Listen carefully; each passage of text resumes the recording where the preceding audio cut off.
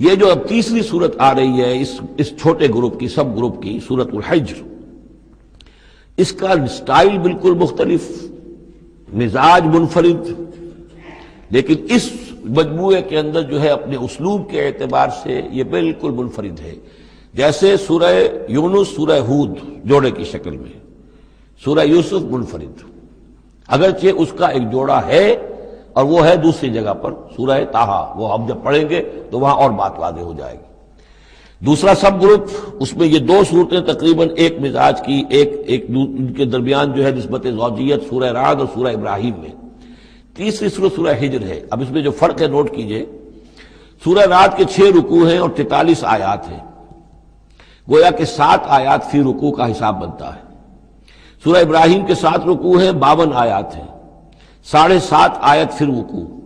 سورہ ہجر کے 6 رکوع ہیں، 99 آیات ہیں، 16.5 آیات فی رکوع آپ کو ملیں گے۔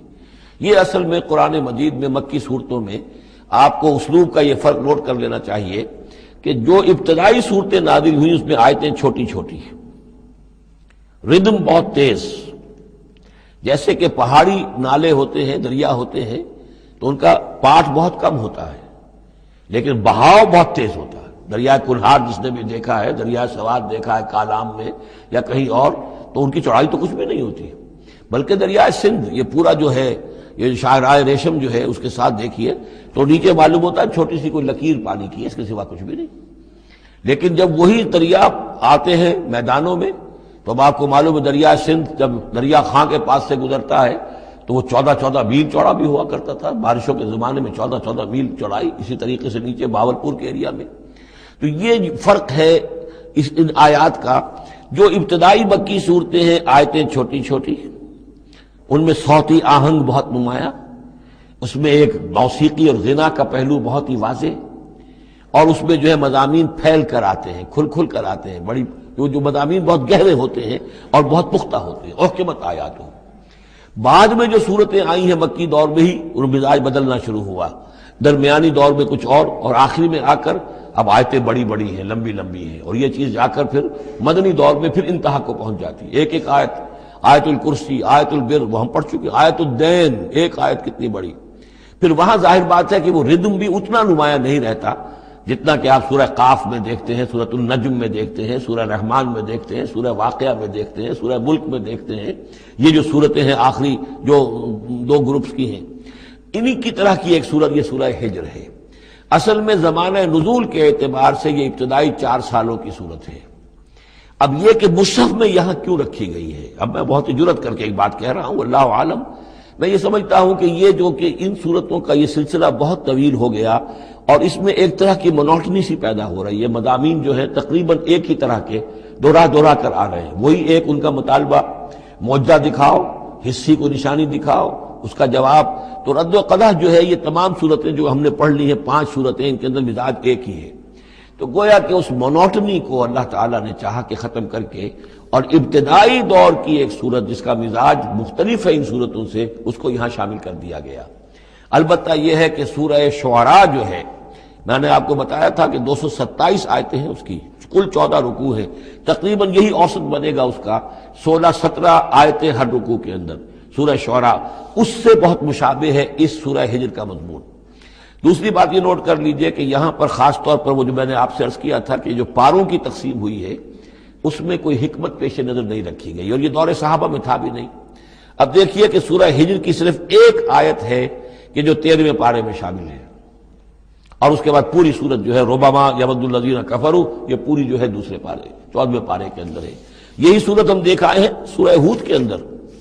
سورہ ہود کی صرف چند آیتیں ہیں کہ جو 11ویں پارے میں تھی، جی ہاں، اس کی 5 آیتیں جو ہیں یہ 11ویں پارے میں اور باقی پوری صورت 12ویں پارے میں۔ تو پاروں کی تقسیم جو ہے یہ اصل میں وہ بعد کے زمانے میں کی گئی ہے، اور اس میں ان چیزوں کو مد نظر نہیں رکھا گیا، جبکہ منزلیں پوری صورتیں، 3 صورتیں، 5 صورتیں، 7 صورتیں، جیسے کہ میں آپ کو بتا چکا ہوں۔ مکی اور مدنی صورتوں کے گروپ ہے، پوری صورتیں۔ یہ گروپ جو ہیں ان کے اندر بھی اور منزلوں کے اندر بھی، منزلوں کا تذکرہ چونکہ دور صحابہ میں بھی پایا جاتا ہے، لیکن یہ کہ یہاں پر ہم دیکھتے ہیں کہ پاروں کے معاملے میں یہ چیز موجود نہیں ہے۔ اب اگرچہ ہمارے پاس ابھی کوئی 10 منٹ باقی ہیں آج، لیکن یا تو یہ کہ اب اس کو ہم کل استعمال کریں، ہم یہ ٹیپ جو ضائع تو نہیں کریں گے، تو یا آپ کہتے ہیں تو میں کچھ آیتیں جو ہیں وہ سورہ حجر کی پڑھ لیتا ہوں۔ چلیں،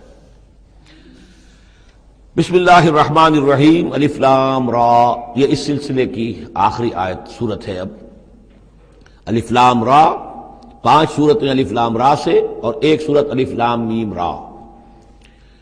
تلک آیات الکتاب و قرآن مبین، یہ اللہ کی آیات، اللہ کی کتاب کی آیات ہیں اور قرآن مبین کی آیات ہیں۔ ربما یود الذین کفروا لو کانوا مسلمین، ایک وقت آئے گا کہ وہ لوگ کہ جنہوں نے کفر کیا تھا حسرت کے ساتھ کہیں گے کاش کہ ہم اسلام لے آتے، وہ وقت آئے گا، ان کا کفر ان کے لیے حسرت بن جائے گا۔ ذرہم یاکلوا ویتمتعوا، اے نبی چھوڑیے ان کو، نظر انداز کر دیجئے، اپنی توجہ ان کی طرف سے ہٹا لیجئے، یہ کھا پی لیں، تمتع کر لیں، فائدہ اٹھا لیں، زمین کے اندر رہ کر جو کھانا پینا ہے، جو چرنا چگنا ہے کر لیں۔ وَيُلْهِهِمُ الْعَمَلُ، اور امیدیں ان کو غافل کیے رکھیں۔ یہ جو یلہہم العمل ہے، الہا یلہی الہاءً، غافل کر دینا۔ حدیث میں آتا ہے ما قل وکفا خیر مما کثر والہا، اگر کوئی شے کم ہے لیکن کفایت کر جائے، آپ کی ضرورت پوری ہو جائے، یہ اس سے کہیں بہتر ہے کہ زیادہ ہو اور وہ غافل کر دے۔ اگر زیادتی ہے، فراوانی ہے، رزق کی سر و سامان موجود ہے، ہر چیز، کوئی ضرورت کبھی اٹکتی نہیں، تو اللہ یاد نہیں آئے گا، اللہ سے غفلت ہو جائے گی۔ اس سے بہتر یہ ہے کہ ضرورت تو پوری ہو جائے، کسی کے سامنے دست سوال دراز نہ کرنا پڑے، لیکن یہ ہے کہ اس سے زیادہ نہ ہو کہ تاکہ غفلت نہ ہو۔ ما قل وکفا خیر مما کثر والہا، الہاکم التکاثر، وہ صورت مبارکہ ذہن میں رکھیے۔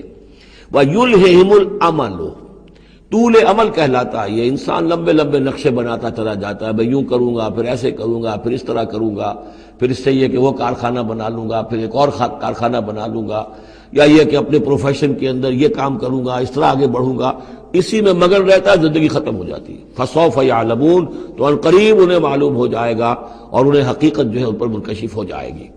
وَمَا أَهْلَكْنَا مِنْ قَرْيَةٍ إِلَّا وَلَهَا کتاب معلوم، اور ہم نے کسی بھی بستی کو ہلاک نہیں کیا مگر یہ کہ اس کا وقت معین تھا، لکھا ہوا، اس سے پہلے وہ عذاب نہیں آیا۔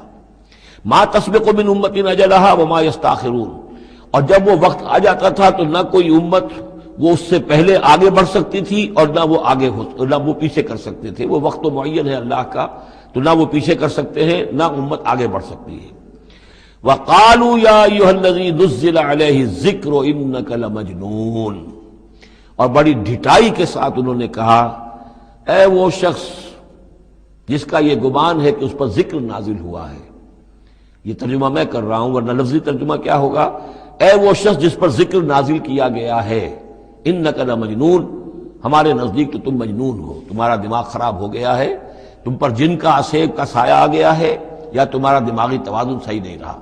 لہذا بامحاورہ ترجمہ ہوگا اے وہ شخص، قالوا یا ایھا الذی، اے وہ شخص جو یہ سمجھتا ہے، جس کو یہ زوم ہے، جس کا گمان ہے، نزل علیہ الذکر، کہ اس پر اللہ کی طرف سے الذکر نازل ہوا ہے، یاد دہانی نازل ہوئی ہے، انک لمجنون، ہمارے نزدیک تو تم دیوانے ہو گئے ہو۔ معاذ اللہ ثم معاذ اللہ، لو ما تاتینا بالملائکۃ ان کنت من الصادقین، کیوں نہیں لے آتے فرشتوں کی فوج ہمارے سامنے اگر تم سچے ہو۔ ما ننزل الملائکۃ الا بالحق، اور اللہ تعالیٰ کی طرف سے جواب آ رہا ہے ہم نہیں اتارا کرتے فرشتوں کو مگر حق کے ساتھ۔ فرشتے تو آتے تو عذاب لے کر آتے ہیں، فیصلہ لے کر آتے ہیں۔ فرشتے آئے تھے حضرت لوط کی قوم کے اوپر اور سدوم اور عمورہ کی بستیوں پر عذاب لانے کے لیے آ گئے تھے، تو یہ فرشتوں کو بلانا چاہتے ہیں، اپنی شامت بلانا چاہتے ہیں۔ ما ننزل الملائکۃ الا بالحق، وہ تو آتے ہیں تو آخری فیصلے کے لیے آتے ہیں۔ وما كانوا اذا منذرین، اور پھر انہیں کوئی اور پھر مہلت نہیں دی جاتی۔ انا نحن نزلنا الذکر وانا له لحافظون، یقیناً ہم ہی نے یہ ذکر نازل کیا ہے اور ہم ہی اس کے محافظ ہیں، ہم اس کی حفاظت کریں گے۔ یہ آیت مبارکہ بہت اہم ہے، جیسا کہ اس سے پہلے بھی عرض ہو چکا ہے کہ قرآن کی محفوظیت کے معاملے میں کہ اللہ تعالیٰ نے اس کی حفاظت کا ذمہ خود لیا ہے۔ جہاں تک تو تعلق ہے انا نحن نزلنا الذکر کا، تو یہ چیز تو اپلیکیبل ہے تورات کو بھی اور انجیل کو بھی۔ تورات بھی اللہ نے نازل کی، ہم پڑھ چکے سورہ مائدہ میں انا انزلنا التوراۃ فیہا ھدی ونور، فیہا ھدی ونور۔ انجیل نازل کی ہم نے، اس اس میں ہدایت بھی تھی، نور بھی تھا، لیکن دوسرا ٹکڑا انا لہو لحافظون، ہم ہی ہیں اس کی حفاظت کرنے والے، یہ صرف ایکسکلوسیو ہے معاملہ قرآن کا، اس کے سوا کسی اور صحیفہ آسمانی اور کسی کتاب سماوی کو اللہ تعالیٰ نے ضمانت نہیں دی۔ اور اس کی وجہ یہی ہے کہ اصل ہدایت نامہ جو ابدی ہے، جو کامل ہے، وہ ابھی آنے والا ہے، لہذا یہ سابقہ ایڈیشنز جو ہیں، نامکمل ایڈیشنز ہیں، یہ تو یوں سمجھیے کہ انٹرم پیریڈ کے لیے کچھ انسٹرکشنز تھی جو دے دی گئیں، ان کو مستقل طور پر محفوظ رکھنے کی کوئی ضرورت نہیں تھی۔ یہ ختم نبوت پر ایک بہت بڑی دلیل ہے کہ کسی بھی قادیانی سے اگر بات کی جائے تو اگر اس سے یہ کہا جائے کہ آیا تمہارے نزدیک قرآن میں ہدایت کامل ہوئی یا نہیں، تو جواب دے گا ہدایت تو کامل ہو گئی۔ نمبر 2، کیا تمہارے نزدیک قرآن محفوظ ہے یا نہیں؟ اگر وہ محفوظ بھی ہے تو پھر کسی اور وحی کی ضرورت کیا ہے؟ اللہ تعالیٰ کوئی کام عبث تو نہیں کرتا، ضرورت کے بغیر نہیں کرتا، کسی مقصد کے بغیر نہیں کرتا۔ یا تو یہ کہیں کہ ابھی ہدایت کامل نہیں ہوئی تھی، وہی جاری رہنی چاہیے، اس کا جواز ہو جائے گا، یا کہیں کہ کامل تو ہو گئی تھی قرآن میں لیکن وہ تو ضائع ہو گئی، محفوظ نہیں رہی، تب بھی وحی کی کھڑکی جو ہے اس کے کھلے رہنے کا جواز پیدا ہوگا۔ لیکن اگر کوئی شخص ان دونوں باتوں کو نہ مانے بلکہ اعتراف کر لے کہ ہدایت قرآن میں کامل ہو گئی اور یہ کہ وہ محفوظ بھی ہے، تو پھر اجرائے وحی، یہ تھا اصل میں جو فتنہ اٹھایا ہے غلام احمد قادیانی نے، کہ وحی تو ایک نعمت تھی، کیسے بند ہو سکتی ہے، وحی کا سلسلہ جاری رہے گا۔ لیکن اس کو لے کر اس نے جو ہے پھر آگے اپنی نبوت کا دعویٰ کیا۔ لیکن اجرائے وحی کے لیے ضرورت عقلی جو ہے وہ دو شکلوں کے سوا ثابت نہیں ہو سکتی، یا ہدایت کامل نہیں ہوئی ہوتی جیسے کہ ابھی تورات میں نہیں ہوئی تھی، انجیل میں نہیں ہوئی تھی، قرآن میں آ کر کامل ہو گئی، یا کامل ہو کر اور وہ گم ہو گئی ہو، اس میں کوئی ترمیم و تنسیخ ہو گئی ہو جو کہ پھر وحی کے ذریعے سے اس کی تصحیح ہو سکے۔ اور دونوں باتیں اگر کوئی نہیں مانتا تو کوئی عقلی دلیل جو ہے وحی کے جاری رہنے کے لیے موجود نہیں۔ وَلَقَدْ أَرْسَلْنَا مِن قَبْلِكَ فِي شِيَعِ الْأَوَّلِينَ، اور اے نبی ہم نے آپ سے پہلے بھی رسول بھیجے تھے اگلی جماعتوں میں، اگلی قوموں میں۔ یہ شیعہ اس علیحدہ ہو جانے والے، کیونکہ قومیں بڑھتی چلی گئی نسلوں کے اندر، حضرت نوح علیہ السلام کی قوم تقسیم ہو گئی، ان کے 3 بیٹوں سے نسلیں بنتی چلی گئیں، تو یہ گویا کہ شائع ہونا، علیحدہ ہونا، پھیل جانا، پھیلتی چلی گئی۔ وما یاتیہم من رسول اللہ کانوا بہ یستہزئون، اور نہیں آیا ان کے پاس کوئی بھی رسول، جب بھی کبھی آیا مگر وہ استہزاء کرتے رہے، تمسخر کرتے رہے۔ کذالک نسلکہ فی قلوب المجرمین، اسی طریقے سے ہم اس کو چبھو دیتے تھے مجرموں کے دلوں کے اندر، مجرموں کے دلوں میں جا کر وہ چبھ جاتی تھی، وہ سمجھ لیتے تھے کہ حق ہے، لیکن چونکہ ان کے مفادات پر زد پڑتی تھی تو وہ استہزاء کرتے تھے۔ لا یؤمنون بہ، وہ ایمان نہیں لائیں گے اس پر۔ وقد خلت سنت الاولین، اور اے نبی یہ پہلوں کی بھی یہ سنت گزر چکی ہے، یہی طریقہ ہمیشہ رہا ہے، جیسے آج آپ آئے ہیں یا ذکر آپ پر نازل کیا گیا ہے، ایسے ہی ہم رسولوں کو بھیجتے رہے، کتابیں ان پر نازل ہوئیں، لیکن یہ کہ انہوں نے مان کر نہیں دیا۔ وَلَوْ فَتَحْنَا عَلَيْهِمْ بَابًا مِّنَ السَّمَاءِ فَظَلُّوا فِيهِ يَعْرُجُونَ، اور اگر ہم نے اس پر آسمان کا کوئی دروازہ کھول بھی دیا ہوتا اور وہ اس میں چڑھنے لگتے، تب بھی وہ یہ کہتے لقالوا انما سکرت ابصارنا، کہ ہماری تو نگاہوں پہ کچھ جادو کر دیا گیا، شکر کر دیا گیا، نظر بندی کر دی گئی تھی۔ بل نحن قوم مسحورون، حقیقت میں تو ہم جادو کی زد میں آ گئے تھے۔ وَلَقَدْ جَعَلْنَا فِي السَّمَاءِ بُرُوجًا وَزَيَّنَّاهَا لِلنَّاظِرِينَ وَحَفِظْنَاهَا مِنْ كُلِّ شَيْطَانٍ رَجِيمٍ إِلَّا مَنِ اسْتَرَقَ السَّمْعَ فَأَتْبَعَهُ شِهَابٌ مُّبِينٌ صدق اللہ العظیم۔ رب اشرح لي صدري ويسر لي امري واحلل عقدة من لساني يفقهوا قولي۔ اللهم ربنا الهمنا رشدنا واعذنا من شرور انفسنا، اللهم ارنا الحق حقا وارزقنا اتباعه وارنا الباطل باطلا وارزقنا اجتنابه، اللهم ربنا آنس وحشتنا في قبورنا وارحمنا بالقرآن العظيم، اللهم اجعله لنا إماما ونورا وهدى ورحمة، اللهم ذكرنا منه ما نسينا وعلمنا منه ما جهلنا، وارزقنا تلاوته آناء الليل وآناء النهار، واجعله لنا حجة يا رب العالمين آمين۔ سورہ ہجر کے پہلے رکوع میں، جس کا ترجمہ ہم کر چکے ہیں، 2 مرتبہ قرآن حکیم کے لیے لفظ آیا ہے الذکر، اس کی طرف خصوصی توجہ کی ضرورت ہے۔ ایک تو یہ کہ خود اللہ تعالیٰ نے فرمایا انا نحن نزلنا الذکر وانا لہ لحافظون، ہم نے ہی یہ ذکر، یہ قرآن نازل کیا ہے اور ہم ہی اس کے محافظ ہیں۔ اور ایک مرتبہ آیا ہے کہ جو آپ کے مخالفین تھے اور جو استہزاء کر رہے تھے، انہوں نے مذاق اڑاتے ہوئے کہا یا ایھا الذی نزل علیہ الذکر انک لمجنون، اے وہ شخص کہ جس کا گمان ہے ذکر نازل ہوا ہے، ہم تو سمجھتے ہیں کہ تمہارا دماغی توازن ٹھیک نہیں رہا، یا یہ کہ تم پر کسی آسیب کا سایہ آ گیا ہے۔ یہ مجنون کی وضاحت بھی سمجھ لیجئے، مجنون جن سے بھی بنا ہے۔ جن کہتے ہیں عربی زبان میں مخفی شے کو، اس لیے جنین کہلاتا ہے وہ بچہ جو ابھی رحم مادر میں ہے، جو نظر نہیں آتا، چھپا ہوا ہے، معلوم تو ہے کہ بچہ ہے، پیٹ میں ہے، لیکن یہ کہ جنین ہے وہ ابھی وہ چھپا ہوا ہے۔ اسی سے لفظ جنت بنا ہے۔ جنت جو ہے زمین کا وہ ٹکڑا ہے جس پر خوب درخت ہوں، پودے ہوں، گھاس ہو، تو زمین چھپی ہوئی ہو، زمین ڈھکی ہوئی ہے، زمین جو ہے نمایاں نہیں ہے۔ جنت وہ ہے۔ جن علیہ اللیل کا آیا تھا کہ جب حضرت ابراہیم کا تذکرہ تھا، جب رات میں اس پر تاریکی کا پردہ طاری کر دیا تو گویا کہ ہر شے چھپ گئی۔ تو یہ جو جن کسی پر آ جانا، جس کو ہم کہتے ہیں اس پر کو آسیب کا سایہ ہو گیا، تو مجنون کے معنی یہ بھی تھے۔ اور مجنون اس کو بھی کہتے تھے کہ جس کا دماغی توازن ٹھیک نہ رہا ہو۔ اور یہ بات خاص طور پر نوٹ کرنے کی ہے کہ یہ بات اصل میں حضور کے بارے میں بالکل ابتدائی دور میں کہی گئی تھی، اور اس کے کہنے والوں میں وہ لوگ بھی تھے کہ جو معاندانہ انداز میں نہیں بلکہ ہمدردانہ انداز میں کہہ رہے تھے۔ یعنی بالکل شروع میں جب حضور نے دعویٰ کیا نبوت کا اور فرمایا کہ اس طرح میں تھا وہاں غار حرا میں، اور وہاں فرشتہ آیا ہے، جبرائیل آیا ہے، تو بہت سے لوگوں کو گمان ہوا کہ معلوم ہوتا ہے کہ کوئی بدروح، کوئی آسیب کا سایہ ہو گیا ہے انہیں۔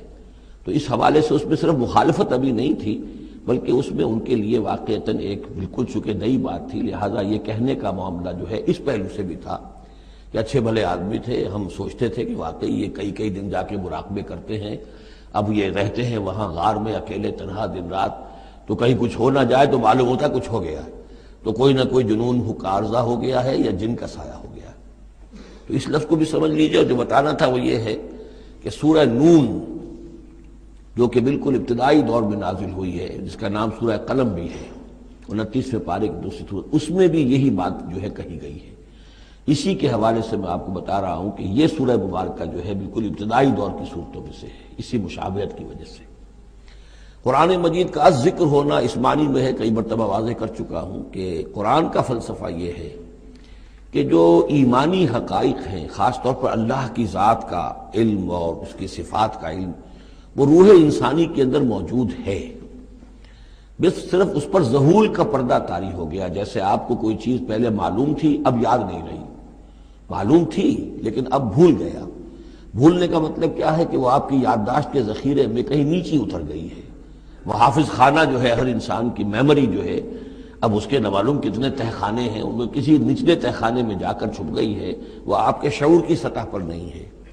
تو کوئی چیز جس کا اس سے تعلق ہو، وہ اگر سامنے آئے گی تو فوراً وہ چیز یاد آ جائے گی۔ ایک دوست سے سالہ سال ہو گئے ملاقات نہیں ہوئی، کبھی خیال بھی نہیں آیا، بھول گئے آپ اس کو، لیکن اچانک کبھی اس نے کوئی رومال آپ کو دیا تھا، کوئی قلم دیا تھا، آپ نے ٹرنک میں رکھا ہوا تھا، ٹرنک کھولا، وہ قلم یا رومال دکھائی دیا، فوراً دوست یاد آ گیا۔ تو یہ قلم یا یہ رومال جو ہے یہ آیت ہے، یہ نشانی ہے، اس نشانی سے آپ کو ایک بھولی بسری بات یاد آ گئی۔ اسی طرح یہ آیات آفاقیہ، آیات انفسیہ، آیات قرآنیہ، یہ آیات ہیں، نشانیاں ہیں یاد دلانے کے لیے، تاکہ اللہ یاد آ جائے۔ حقیقت میں اللہ تعالیٰ کا علم اور اللہ کی معرفت سوئی ہوئی ڈورمنٹ پوزیشن میں، ڈورمنٹ کنڈیشن میں ہماری روح میں موجود ہے۔ تو الذکر، دی ریممبرنس یا دی ریمائنڈنگ، یہ اصل میں وہ چیزیں کہ جو روح انسانی کے اندر موجود ہیں، لیکن جن پر ظہور کے اور نسیان کے پردے پڑ گئے ہیں، ان پردوں کو ہٹا کر تازہ کرنا۔ وَلَقَدْ جَعَلْنَا فِي السَّمَاءِ بُرُوجًا، اور ہم نے آسمان میں برج بنائے۔ یہ بھی ابھی ہم نہیں کہہ سکتے کہ ان کی اصل حقیقت کیا ہے، یہ بھی آیات متشابہات میں سے شمار ہوں گے۔ وَزَيَّنَّاهَا لِلنَّاظِرِينَ، اور ہم نے اسے مزین کر دیا ہے آسمان کو اور برجوں کو دیکھنے والوں کے لیے، جو بھی ستارے نظر آتے ہیں، کیا رنگا رنگ نقشہ آسمان پر نظر آتا ہے۔ وَحَفِظْنَاهَا مِن كُلِّ شَيْطَانٍ رَجِيمٍ، البتہ اب یہ وہ بات ہے جو ایمان بالغیب کے حوالے سے ہمیں ماننی ہوگی کہ ان ستاروں کا ایک کام یہ بھی ہے کہ اللہ تعالیٰ نے ان کو گویا کہ پہرے کی جگہیں بنایا ہے. ہم نے حفاظت کی ہے ان کی ہر شیطان رجیم سے. جو بھی شیطان مردود ہے اس کی طرف سے حفاظت کا یہ سارا سامان ہے کہ جو آسمانوں میں کیا گیا ہے. اب اس کے لیے آج میں چاہتا ہوں کہ وہ بات آپ سمجھ لیں اچھی طرح کہ جیسے آپ آگے آ بھی جائے گا کہ انسانوں کی تخلیق جو ہے وہ تو یوں سمجھیے اس کائنات کے تخلیق کے اعتبار سے بڑی ریسنٹ شے ہے، بڑی ماضی قریب کی بات ہے. انسانوں سے بہت پہلے جنات پیدا کیے گئے تھے، جنات سے بہت پہلے ملائکہ پیدا کیے گئے تھے، اور انسانوں کی ارواح بھی اسی دور میں پیدا کی گئی جبکہ یہ ملائکہ پیدا کیے گئے تھے. تو جتنی مخلوقات کو ہم جانتے ہیں، بہت سی مخلوقات اب بھی ایسی ہوگی کہ جس کا ہمیں کوئی شعور نہیں، ادراک نہیں، ہم جانتے ہی نہیں. جیسے ابھی ہمیں ریسنٹلی معلوم ہوا وائرس بھی کسی بلا کا نام ہے، اس سے کچھ پہلے ہمیں معلوم ہوا بیکٹیریا بھی کسی چیز کو کہتے ہیں، ورنہ یہ کہ ان چیزوں کا کوئی علم ہمیں نہیں تھا. ابھی پتہ نہیں اور کیا کیا چیزیں ہیں کہ جو ظہور میں آنے والی ہیں. لیکن جو چیزیں بھی آج تک ہم جانتے ہیں ان میں یوں سمجھیے کہ جن ہستیوں میں خود شعوری ہے، سیلف کانشسنس، وہ 3 مخلوقات ہیں صرف: ملائکہ، جنات اور انسان. باقی جو حیوانات ہیں زمین کے اوپر، چاہے وہ بر کے ہیں یا بحر کے ہیں یا ہوا کے ہیں، فضا کے ہیں، پرندے ہوں یا زمین پر چلنے والے خشکی کے جانور ہوں یا دریا میں اور سمندر کے اندر جو بھی حیوانات ہیں، مچھلیاں ہیں یا اور جاندار ہیں، ان سب میں شعور تو ہے، خود شعوری نہیں ہے.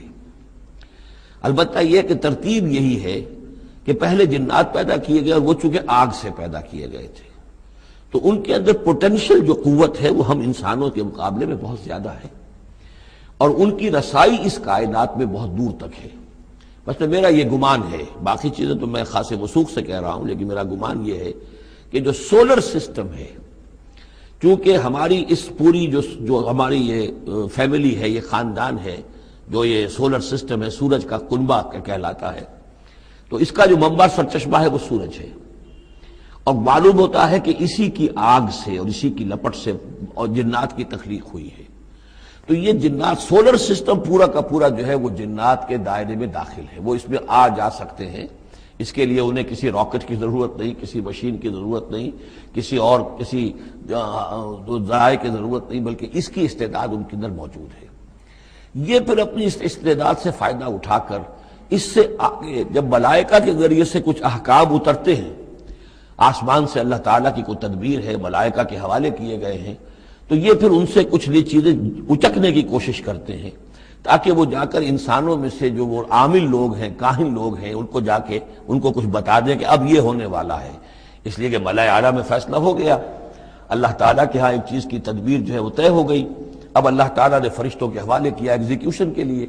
ایسے ہی ہے جیسے کہ پریزیڈنٹ ہاؤس سے تو ایک حکم جو ہے وہ جاری ہو گیا، اب اس کا اجرا ہوا ہے، اب کوئی ٹائپ کرے گا، ٹائپ کر کے اسے ڈسپیچ کرے گا، وہ پھر کسی جگہ پر پہنچے گا، پہنچتے وقت لگے گا. اگر وہ جو ٹائپسٹ ہے جس نے ٹائپ کیا ہے وہ ٹیلی فون کرتے کہ صاحب اب یہ حکم آنے والا ہے، وہ تو آ جائے گا، تو ظاہر بات ہے وہ حکم تو پہنچ گیا اس کو، اور اس کے حوالے سے وہ جس شخص کو اس نے یہ خبر دے دی ہے وہ اپنی دکان چمکا سکتا ہے کہ دیکھیے مجھے پہلے سے معلوم تھا کہ یہ حکم آنے والا ہے. تو اس کائناتی حکومت کے اندر یہ سلسلہ ہے جس کے لیے کہ پھر اللہ تعالیٰ نے اس سولر سسٹم سے آگے کی جو بھی یونیورس ہے اس میں، یہ میرا گمان ہے جو میں عرض کر رہا ہوں، اللہ عالم، اس میں جنات کو آگے بڑھنے سے روکنے کے لیے ان ستاروں کے اندر وہ میزائلز نصب کر رکھے ہیں کہ جب بھی کوئی جنات میں سے ادھر آگے ٹریس پاس کرنے کی کوشش کرتا ہے تو اس پر وہ میزائل پھینکا جاتا ہے، جس کو ہم شہاب ثاقب کہتے ہیں. یہ ہے پورا نظام کہ جو یہاں ہمارے سامنے آ رہا ہے. تو اس کی یہ حقیقت بہت حد تک تو یوں سمجھیے کہ ایمان بالغیب، کل من عند ربنا، ہمارے رب کی طرف سے ہے، ہم اس پر ایمان رکھتے ہیں. لیکن اب کسی نہ کسی حد تک یہ چیزیں جو ہے، جو بھی ہماری سائنٹیفک اب جو ارتقا ہو رہا ہے، ترقی ہو رہی ہے، اس کے ساتھ کسی نہ کسی درجے میں کورابوریشن ہو جاتی ہے. وَحَفِظْنَاهَا مِنْ كُلِّ شَيْطَانٍ رَجِيمٍ، اور ہم نے حفاظت کر لی ہے ان آسمانوں کی ان شیاطین سے کہ جو مردود ہیں. إِلَّا مَنِ اسْتَرَقَ السَّمْعَ، سوائے اس کے کہ جو کوئی چرا کے لے بھاگا. مطلب یہ کہ فرشتہ نازل ہو رہا ہے اور فرشتے کے ساتھ احکام بھی ہیں، چونکہ یہ وہ نوری ہے، یہ ناری ہے، نور اور نار کے درمیان فاصلہ بہت تھوڑا ہے، بہت قرب ہے، لہذا اس کی بدولت اسی وجہ سے یہ جن تھا جو تھا عزازیل، لیکن فرشتوں کے ساتھ اس کا اٹھنا بیٹھنا تھا، انہی میں شامل تھا، اسی لیے ان کی جو آپس میں جو ان کا قرب ہے اس کی وجہ سے فرشتوں سے کوئی اچک لیتے ہیں۔ الا من استرق السمع، اگر کسی نے کوئی چیز سن لی اور سن کر وہ بھاگا، فاتبعہ شہاب مبین، تو اس کے پیچھے اس کا پیچھا کرتا ہے ایک انگارہ چمکتا ہوا۔ یہ مثائلز ہیں کہ جو اللہ تعالیٰ نے نصب کیے ہوئے ہیں۔ والارض مددناها، اور زمین کو ہم نے پھیلا دیا جیسے بستر پھیلایا جاتا ہے، والقینا فیہا رواسیا، اور اس میں ہم نے لنگر ڈال دیے۔ یہ پہاڑ جو ہے قرآن مجید بار بار کہتا ہے کہ زمین کا جو سٹیبلائزنگ ایفیکٹ ہے ان پہاڑوں کا زمین کی حرکت کے دوران۔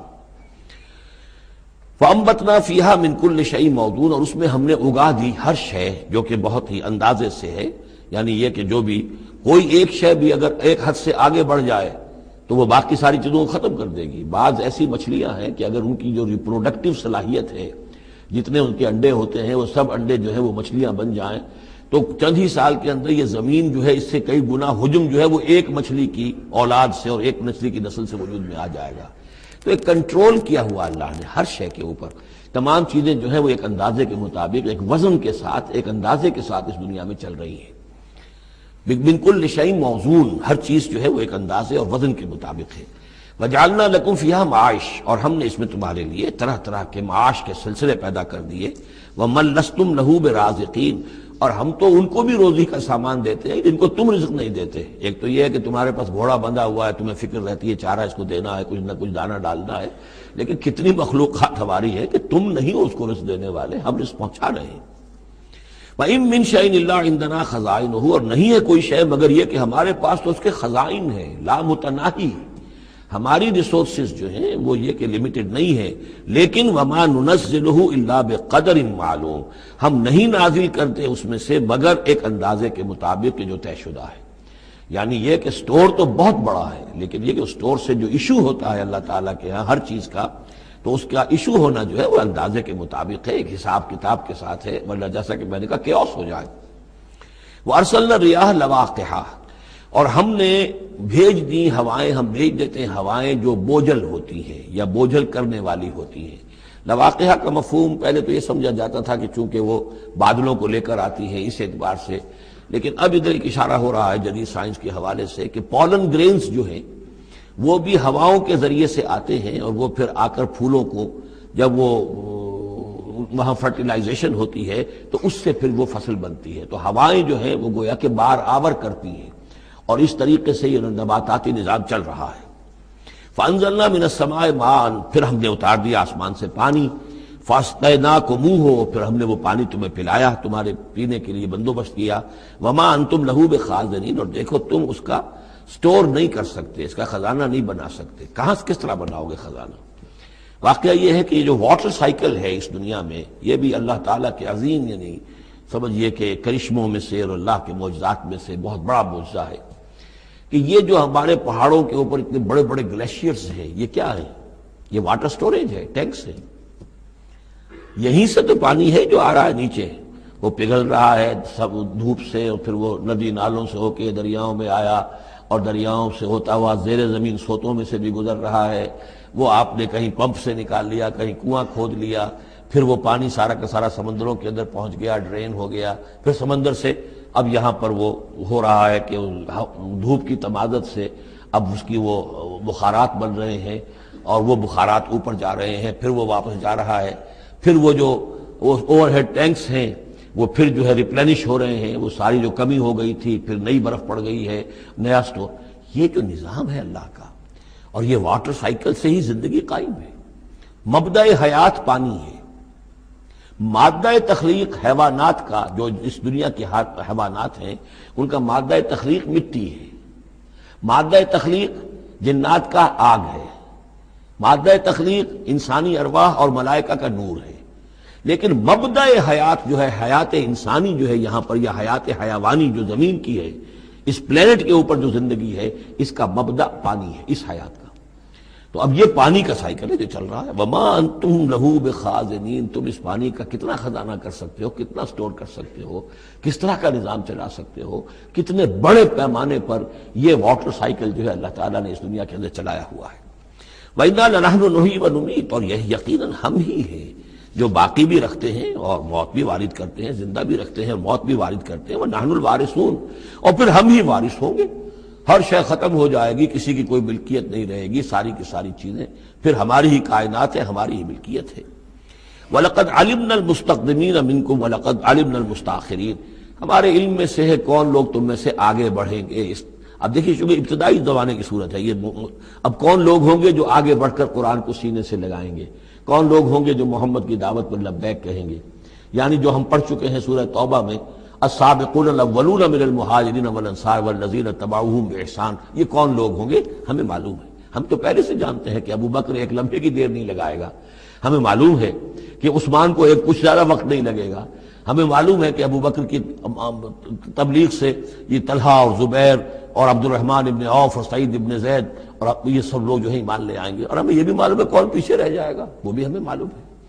وَلَقَدْ عَلِمْنَا الْمُسْتَقْدِمِينَ مِنْكُمْ وَلَقَدْ عَلِمْنَا الْمُسْتَأْخِرِينَ وَإِنَّ رَبَّكَ هُوَ يَحْشُرُهُمْ، اور پھر آپ کا رب ان سب کو جمع کرے گا، إِنَّهُ حَكِيمٌ عَلِيمٌ، یقیناً وہ کمال حکمت والا اور علم رکھنے والا ہے۔ اب جو اگلا رکوع آ رہا ہے سورہ مبارکہ کا، یہ اس اعتبار سے بڑا اہم ہے کہ اس میں تخلیق انسانی کے ضمن میں ایک بڑی ثقیل اصطلاح استعمال ہوئی ہے، اور یہ ثقیل اصطلاح 3 مرتبہ آئی ہے۔ اب ظاہر بات ہے کہ قرآن مجید جو ہے اگر اس طرح کی کوئی شکل اختیار کرتا ہے تو کوئی نہ کوئی حکمت اور ضرورت اس کی پشت پر ہوتی ہے۔ وَلَقَدْ خَلَقْنَا الْإِنسَانَ مِنْ صَلْصَالٍ مِنْ حَمَإٍ مَسْنُونٍ، اور یقیناً ہم نے انسان کو بنایا ہے اس مٹی سے جو سنی ہوئی تھی گارے کی اور پھر سوکھ کر کھنکنے لگی۔ حمأ مسنون، سنا ہوا گارا جس میں سے بدبو بھی اٹھ رہی ہو۔ دیکھیے یہ جو انسان کے مادہ تخلیق کے ضمن میں قرآن میں الفاظ آئے ہیں اب ان کو گنتے جائیے۔ نمبر 1 تراب، مٹی سے بنایا انسان کو، مٹی میں پانی مل گیا گارا بن گیا تو اس کو کہتے ہیں تین، من تین، خلقتنی من نار وخلقتہ من طین، یہ سورہ اعراف میں ہم پڑھائے ہیں۔ ابلیس نے کہا تھا کہ مجھے تو نے بنایا آگ سے اور اس کو بنایا آدم کو گارے سے، اور اب چاہتا اور مجھے حکم دے رہا ہے کہ میں اس کے سامنے جھکوں، میں تو اس کے سامنے نہیں جھک سکتا۔ تین کے بعد آیا تین لازب، گارا پڑا رہے تو وہ جب اس کے اندر پھر کچھ چپچپاہٹ پیدا ہو جاتی ہے، اور یہ پرانے زمانے میں ہوتا تھا، اب تو میں سمجھتا ہوں کہ جدید نسل کو تو ان چیزوں کا علم ہی نہیں ہے۔ کچے گھر بنتے تھے تو انہیں لیپتے تھے، پوتتے تھے، گارا بناتے تھے، تغاری ہوتی تھی، پھر مٹی کے اندر تھوڑی سی توڑی ڈال دیتے تھے۔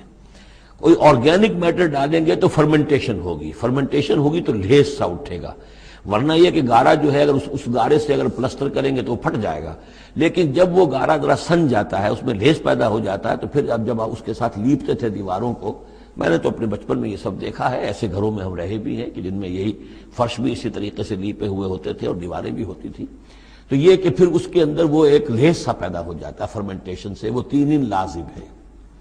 اس سے اگلی سٹیج یہ ہے کہ اب وہ سڑنے لگے، یہ یعنی فرمنٹیشن اتنی پہنچ گئی کہ اس میں ہے حمأ مسنون، سنا ہوا گارا، پھر اگر کسی وجہ سے وہ خشک ہو جائے تو اب وہ کھنکنے لگتا ہے، جیسے کہ کبھی آپ نے دیکھا ہوگا ساحل کے قریب یا کسی دلدلی علاقے میں پپڑی اوپر آ جاتی ہے، جس زمین کے اوپر جو ہے پپڑی سی ہوتی ہے، اس پر آپ چلتے ہیں تو وہ کر کر ٹوٹتی ہے، کھنکنے والی مٹی بن جاتی ہے، وہ سنا ہوا گارا خشک ہو کر کھنکنے لگتا ہے۔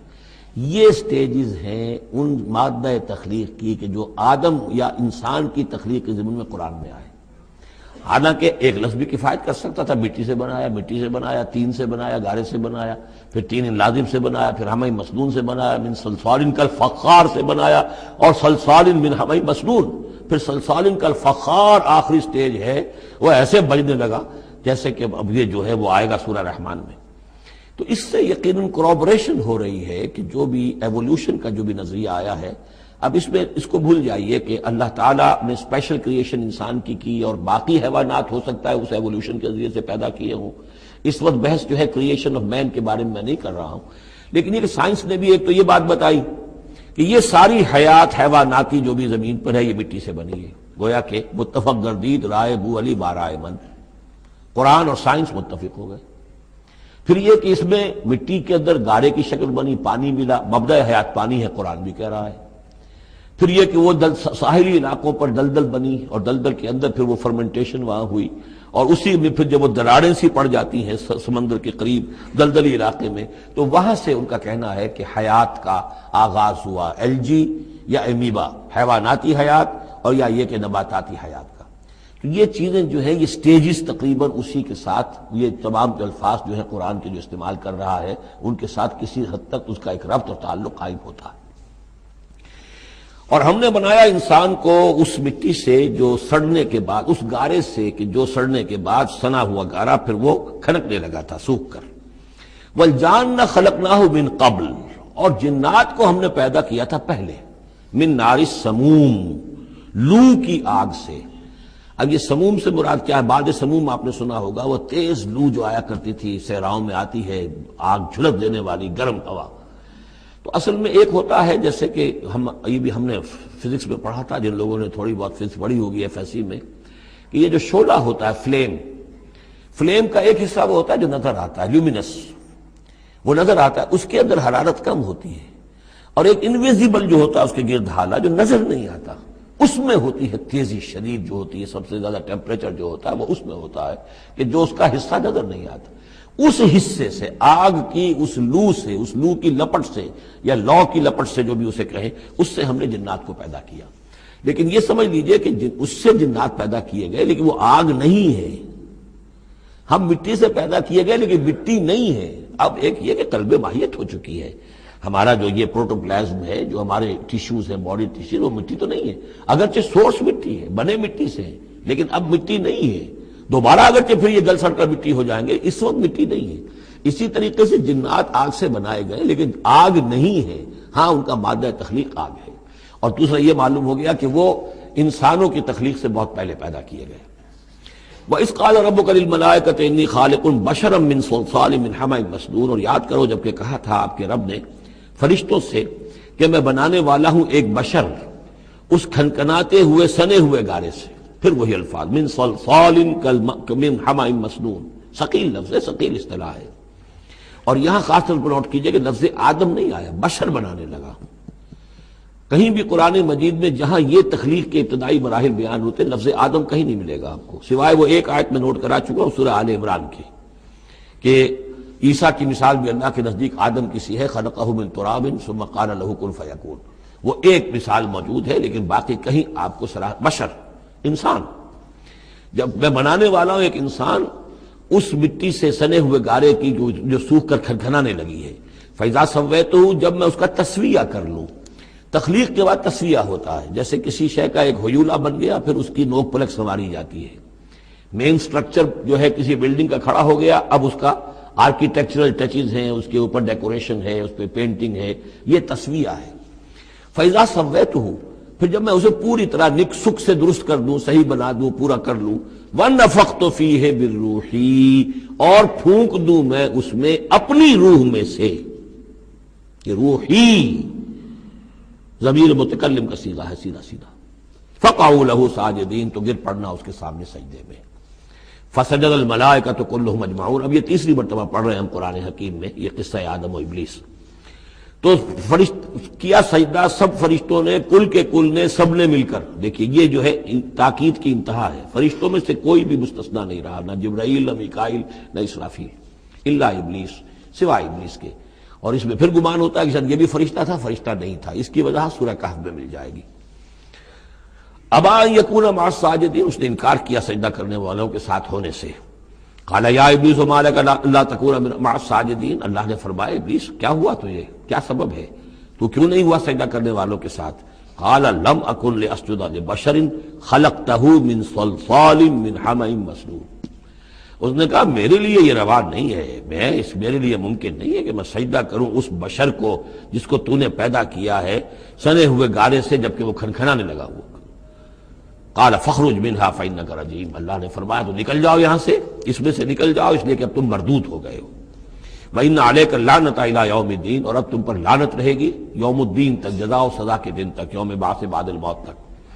قال رب فانظرني إلى يوم يبعثون، تو اس نے درخواست کی کہ پروردگار پھر مجھے ذرا مہلت دے دے، ڈھیل دے دے اس دن تک کے لیے جس دن کے یہ دوبارہ اٹھائے جائیں گے۔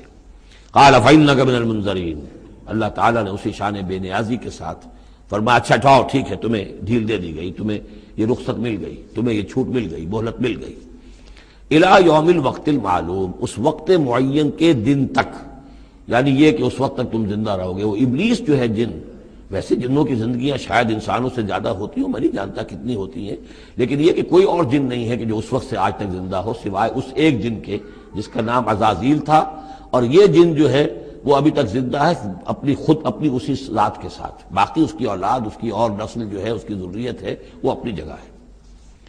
قال رب بما اغویتنی، اب اس نے کہا پروردگار جو تو نے مجھے گمراہ کیا۔ اب نوٹ کیجئے وہ گمراہی کو اللہ کی طرف منسوب کر رہا ہے۔ بما اغویتنی، تو نے جو مجھے گمراہ کیا ہے، لأزینن لہم فی الارض ولأغوینہم اجمعین، تو میں اب ان کو، یعنی آدم کی اولاد، آدم اور حوا کی اولاد کو، میں زمین میں ان کو خوب مزین کر دوں گا، زمین ان کے لیے یہ اسی میں گم ہو جائیں گے، زمین اور اس کی چمک دمک اور اس کی رونقیں اور زیبائشیں آرائشیں ان کی نگاہوں میں کھب جائیں گی۔ وَلَأُغْوِيَنَّهُمْ أَجْمَعِينَ، تجھے بھول جائیں گے، وہ لگ جائیں گے انہی چیزوں کے اندر، اور میں ان سب کو گمراہ کر کے چھوڑوں گا۔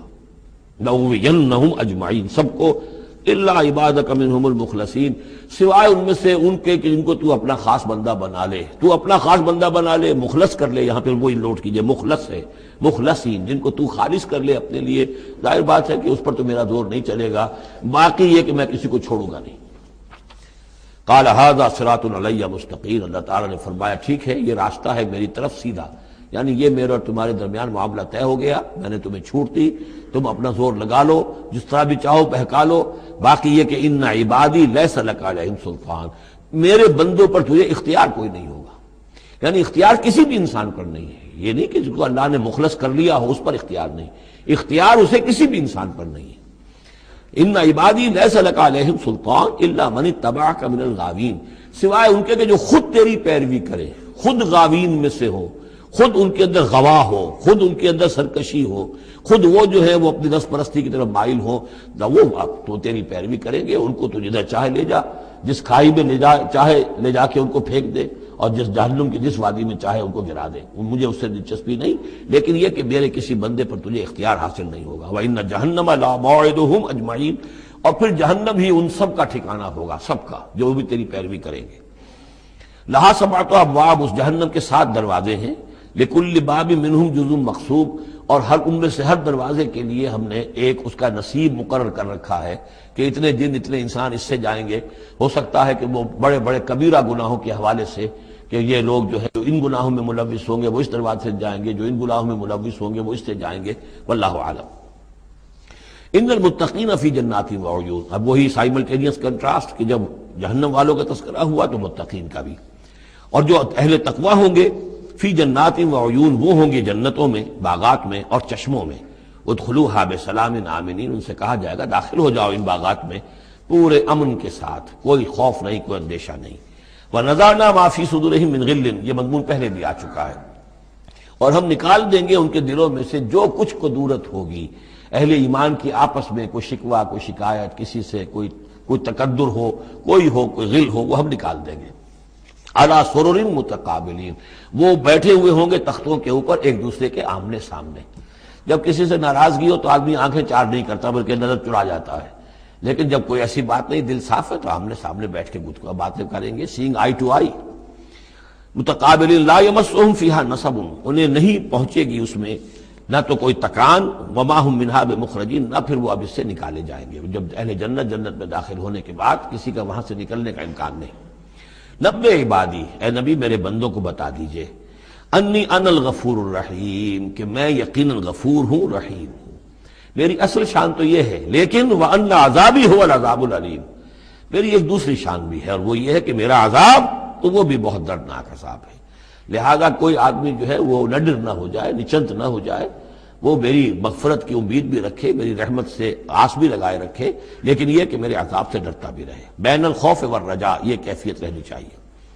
وَنَبِّئْهُمْ عَنْ ضَيْفِ ابراہیم، اور ذرا ان کو بتا دیجئے حالات ابراہیم کے جو مہمان آئے تھے ان کے بارے میں، وہی جو پہلے ہم پڑھ چکے ہیں سورہ ہود میں۔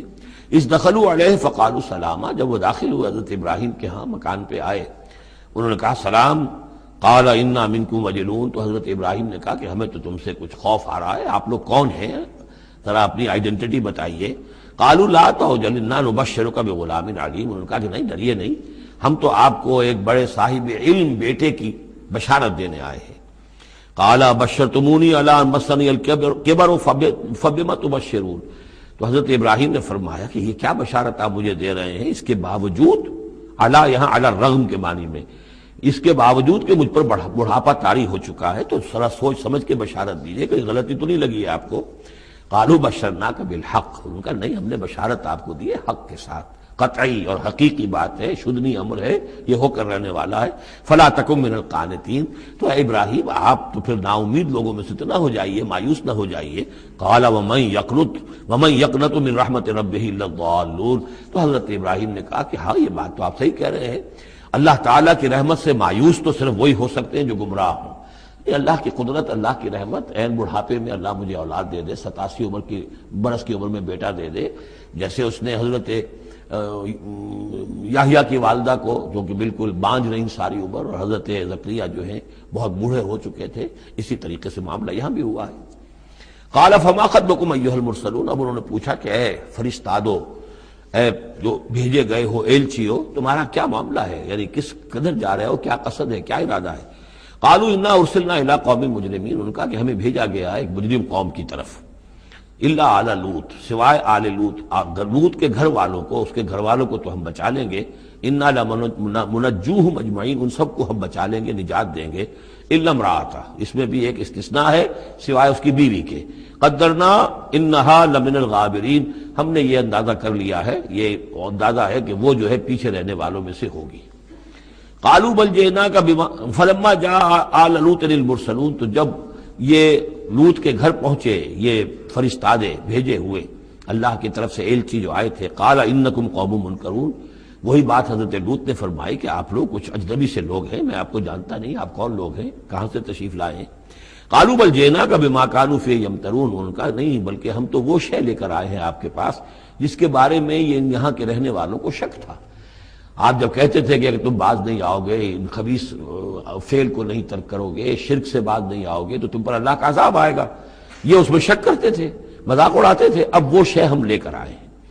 وَأَتَيْنَاكَ بِالْحَقِّ وَإِنَّا لَصَادِقُونَ. اب ہم اللہ تعالیٰ کے آخری فیصلے کے ساتھ، قطعی اور شدنی فیصلے کے ساتھ آئے ہیں، اور ہم سچے ہیں، جو بات ہم کہہ رہے ہیں وہ درست ہے. فَأَسْرِ بِأَهْلِكَ بِقِطْعٍ مِّنَ اللَّيْلِ. تو آپ اپنے گھر والوں کو لے کر نکل جائیے رات کے ایک حصے میں، کہ ابھی رات باقی ہو، صبح ہونے سے پہلے پہلے نکل جائیے. وَاتَّبِعْ أَدْبَارَهُمْ. اور آپ بھی ان کے پیچھے پیچھے جائیے. وَلَا يَلْتَفِتْ مِنْكُمْ أَحَدٌ. اور کوئی آپ میں سے پیچھے مڑ کر اب دیکھے نہیں، یعنی کوئی دوستی، کوئی یاد آ رہی ہو، کوئی تعلقات اب جو ہے وہ ستا رہے ہوں دل کو. وَامْضُوا حَيْثَ تُؤْمَرُونَ. اور اب چلے جائیے وہاں جہاں آپ کو حکم ہوا ہے.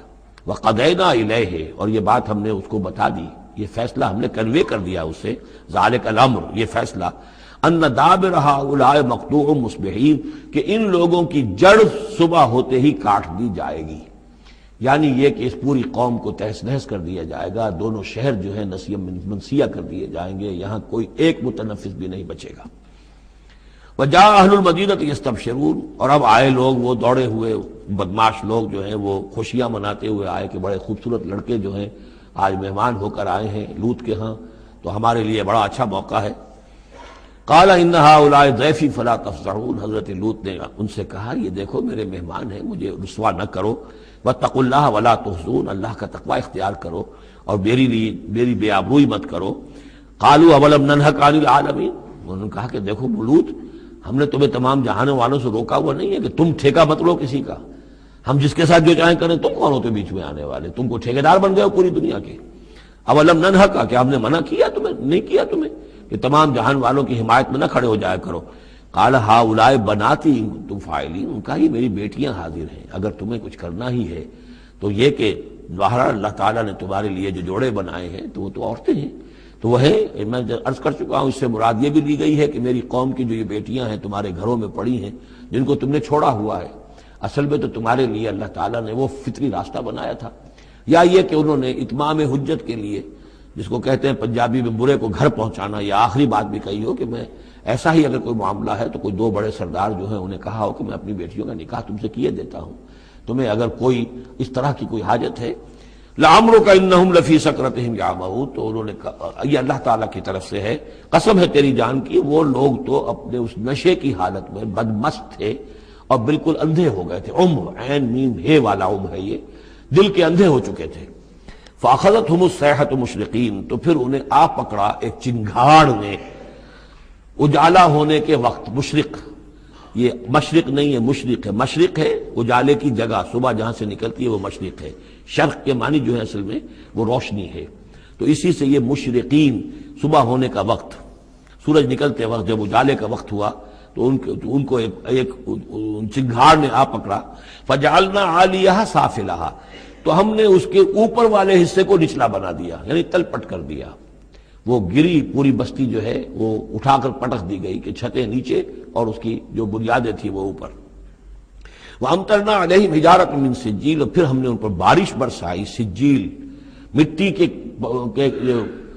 کنکروں کی بارش. إِنَّ فِي ذَلِكَ لَآيَاتٍ لِّلْمُتَوَسِّمِينَ، یقیناً اس میں نشانیاں ہیں ان لوگوں کے لیے جو حق کے متلاشی ہوتے ہیں. یہ جو اسم کا لفظ ہے الف سین میم، اور الف جو ہے اس میں در حقیقت جو اصل اس کا حروف اصلیہ میں سے نہیں ہے، سین میم ہے اصل. یہ ہوتے علامت، اسم کے معنی بھی علامت ہے. یہ میرا نام ہے، یہ آپ کا نام ہے، یہ علامت ہے کہ جس سے میرے نام سے آپ پہچانتے ہیں. تو جو لوگ علامتوں سے متوسم، باب تفاعل بن جائے گا، جو علامتوں سے حقیقت کو پہچاننا چاہیں، جو آیات آفاقیہ، آیات تاریخیہ، آیات انفسیہ، آیات قرآنیہ سے حقیقت کو جاننا چاہیں. ان فی ذلک لآیات للمتوسمین وانھا لبسبیل مقیم، اور وہ جو بستیاں تھیں وہ سیدھی راہ پر واقع ہوئی تھی. یعنی یہ سیدھا راستہ تھا جو یمن سے جاتا تھا فلسطین تک، میڈیٹرینین کے ساحل تک، اور یہ سیدھا راستہ تھا کیروان روٹ، مشرق و مغرب کے درمیان یہی لنک تھا. سویز کینال تھی نہیں، اور ابھی یہ راستہ جو تھا round the Cape of Good Hope, یہ تو کہیں جا کر 1498 میں واسکو ڈی گاما نے تلاش کیا ہے. تو یہ راستہ معلوم ہی نہیں تھا، سویز کینال تھی نہیں. تو ساری جو مشرق اور مغرب کی ٹریڈ ہوتی تھی وہ یہ تھی کہ ہندوستان اور چین اور یہ جاوا، ملایا وغیرہ جو ہیں، یہ ہند چینی کے جتنے یہ سب سامان آتا تھا یمن کے ساحل پر. یورپ کے سارے ممالک کا سامان آ جاتا تھا شام کے ساحل پر، فلسطین کے ساحل پر.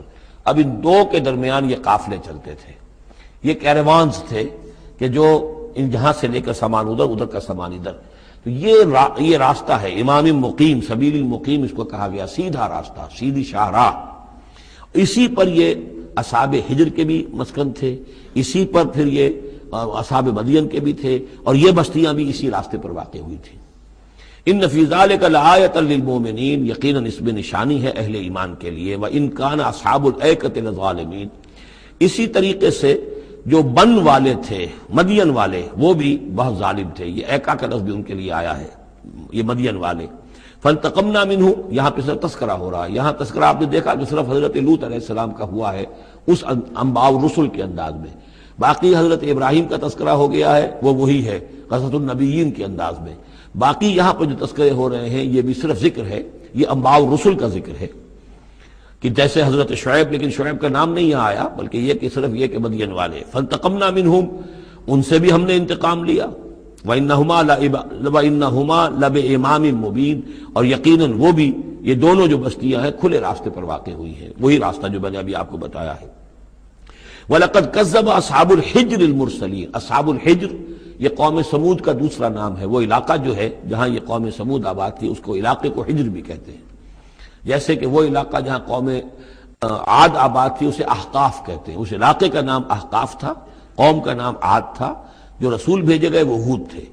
اس علاقے کا نام حجر ہے، قوم کا نام سمود ہے، جو رسول بھیجے گئے وہ حضرت صالح تھے علیہ الصلوۃ والسلام. وَلَقَدْ كَذَّبَ أَصْحَابُ الْحِجْرِ الْمُرْسَلِينَ، اسی طرح ہجر والوں لوگوں نے بھی، اس علاقے کے لوگوں نے بھی جھٹلایا بھیجے ہوں کو، رسولوں کو.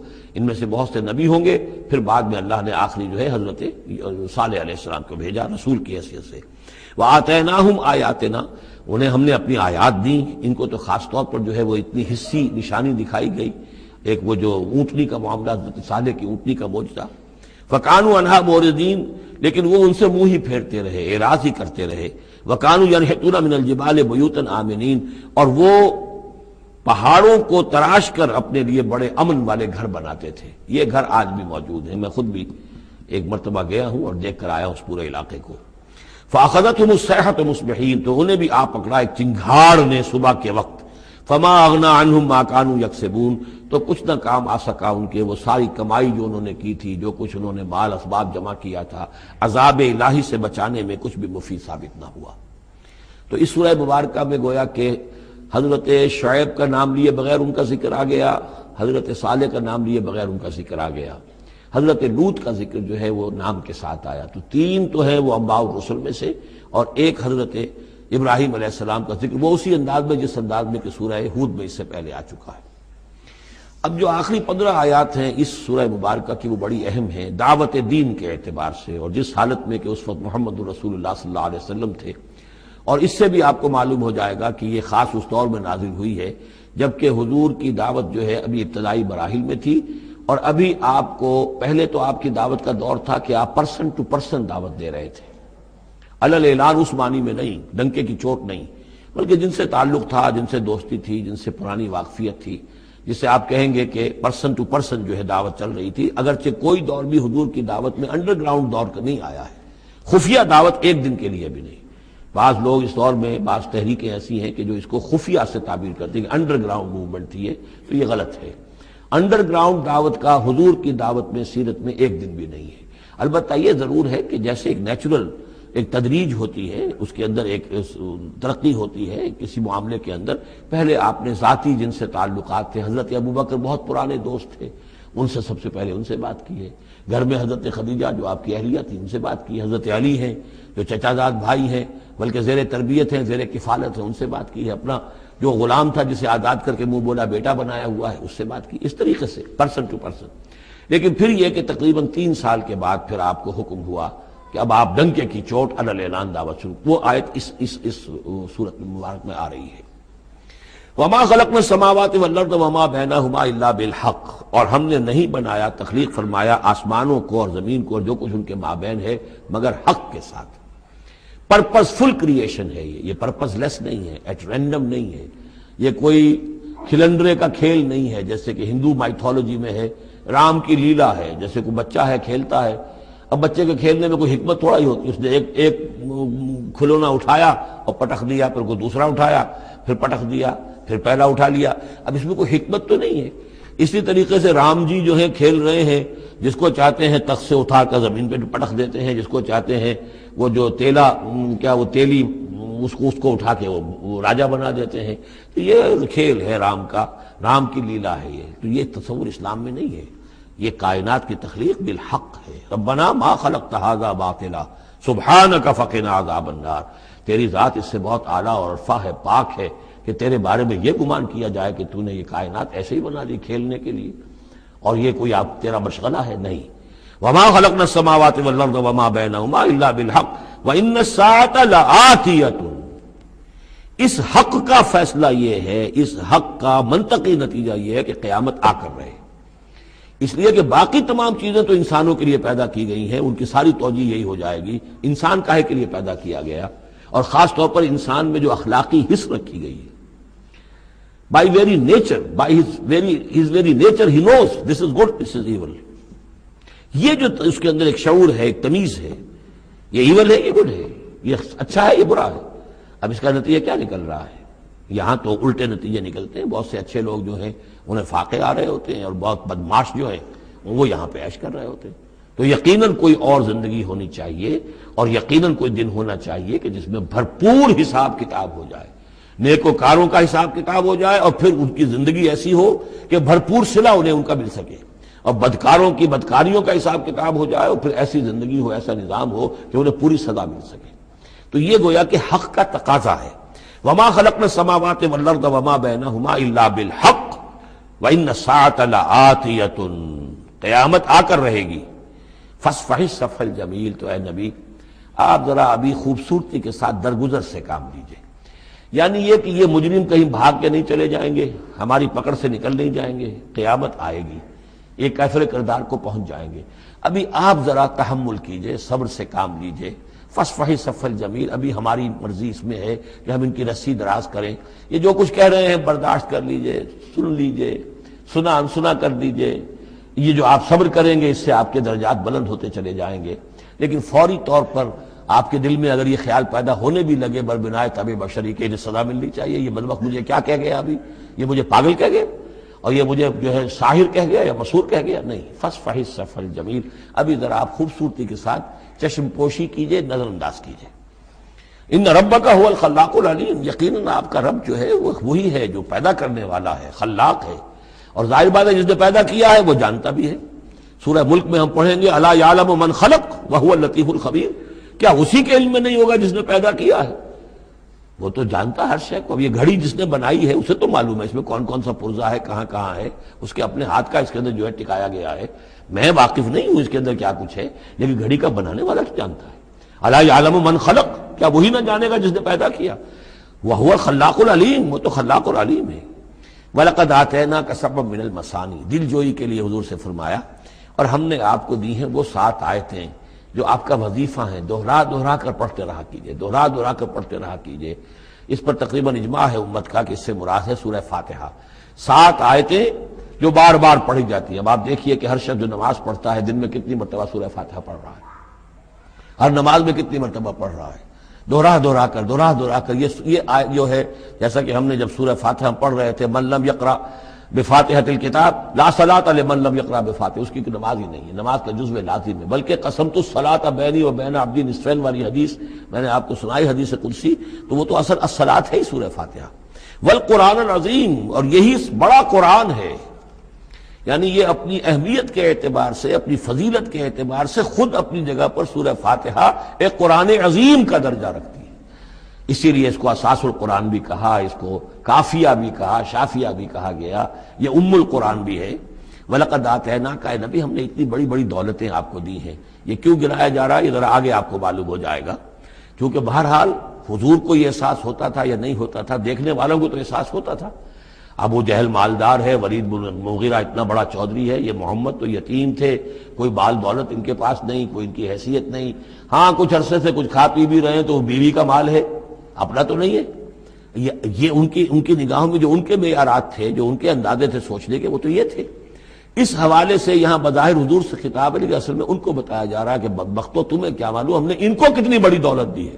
وَلَقَدْ آتَيْنَاكَ سَبْعًا مِنَ الْمَثَانِي وَالْقُرْآنِ الْعَظِيمِ، ہم نے ان کو وہ 7 آیتیں عطا کی ہیں۔ ایک حدیث کے مطابق جیسی آیت نہ قرآن میں اتری کوئی اور اس کے مثل، اور نہ تورات میں نہ انجیل میں، یہ سورہ فاتحہ ہے۔ وَلَقَدْ آتَيْنَاكَ سَبْعًا مِنَ الْمَثَانِي وَالْقُرْآنِ الْعَظِيمِ وَلَا تَمُدَّنَّ عَيْنَيْكَ إِلَىٰ مَا مَتَّعْنَا بِهِ أَزْوَاجًا مِّنْهُمْ، تو اے نبی آپ کی نگاہیں نہ اٹھیں اس ساز و سامان کی طرف جو ہم نے ان کو عطا کیا ہے۔ ابو جہل کو اگر دے رکھا ہے، ولید بن مغیرہ کو دے رکھا ہے، اور بڑے سرداروں کو دے رکھا ہے، ان کی جائیدادیں ہیں، ولید بن مغیرہ کے باغات طائف میں بھی ہیں، اس کی جائیداد طائف میں بھی ہے، مکے میں بھی ہے، آپ کی نگاہ ادھر اٹھے ہی نہ۔ پر کاہ کے برابر، جیسا کہ ایک حدیث میں آتا ہے کہ دنیا مافیہا کی حیثیت اگر اللہ کی نگاہ میں ایک مچھر کے پر کے برابر بھی ہوتی تو اللہ کسی کافر کو ایک گھونٹ پانی بھی اس دنیا سے نہ دیتا۔ جو اللہ کا ماننے والا اور جاننے والا، اللہ کو جاننے والا ہو، تو اس کی نگاہ میں تو پھر اس دنیا و مافیہا کی وہی وقت ہونی چاہیے، وہ متاثر نہ ہو یہاں کی چمک دمک سے، آپ کی نگاہ اٹھے ہی نہ۔ لا تمدن عینیک الی ما متعنا بہ ازواجا منہم، ان کو جو ہم نے دے رکھا ہے ساز و سامان اور زیبائش اور آرائش جو ہے، آپ کی نگاہیں ادھر نہ اٹھیں۔ ولا تحزن علیہم، اور اب دیکھیے ان کے اوپر جو بھی اب عذاب آئے گا یا جس عذاب کے مستحق ہو رہے ہیں، آپ اس پر غم بھی نہ کھائیے۔ ٹھیک ہے یہ آپ کا کنبہ ہے، قبیلہ ہے، اب ابو لہب آپ کا چچا بھی ہے، لیکن یہ کہ اب غم نہ کیجئے آپ۔ وَاخْفِضْ جَنَاحَكَ لِلْمُؤْمِنِينَ، اور آپ اپنے کندھوں اور بازوؤں کو ذرا جھکا کر رکھیے اہل ایمان کے لیے۔